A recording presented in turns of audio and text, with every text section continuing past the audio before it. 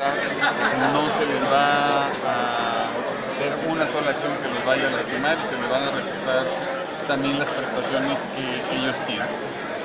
Que es cierto que ha habido algunos momentos en donde no hemos podido cumplir a cabalidad con las prestaciones que ellos tienen derecho,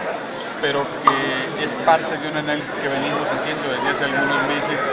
que ahorita estamos sentando las bases para llegar a algunos acuerdos y que yo espero que en unas cuantas semanas más esto quede resuelto,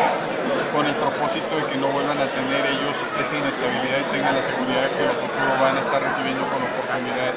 sus ingresos que les corresponden. A las maestras y maestros que estaban por contrato, que en virtud de que los titulares de las posiciones que venían ellos ocupando se reintegran, ahí sí decirles que yo en este momento no tenemos condiciones como para poder estarlos recontratando, no tenemos